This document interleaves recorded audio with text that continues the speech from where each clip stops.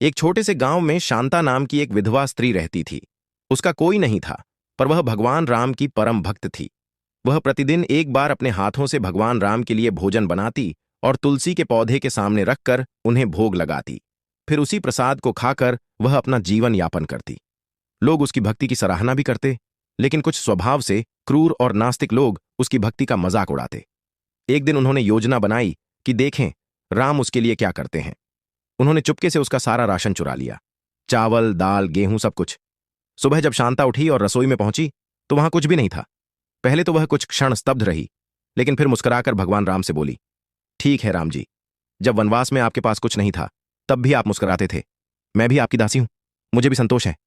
इतना कहकर उसने तुलसी को जल दिया और खाली हाथ ही भोग लगाकर भगवान राम का नाम जपने लगी। उधर भगवान राम अपनी भक्त की यह स्थिति देख बहुत व्याकुल हो गए। उन्होंने सोचा, शांता की परीक्षा हो चुकी, अब मेरी बारी है। वे एक वृद्ध ब्राह्मण का रूप धारण कर गांव में एक अमीर व्यापारी के पास पहुंचे और बोले, हे दानवीर, एक अत्यंत पुण्य का कार्य है।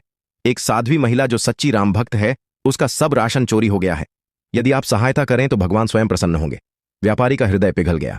उसने तुरंत एक बैलगाड़ी राशन की भरवा दी, आटा, चावल, दाल, घी, गुड़ और बहुत कुछ।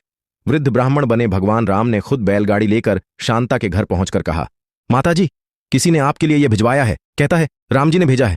शांता की आंखों में आंसू आ गए। वह जान गई कि यह उसके राम ही हैं।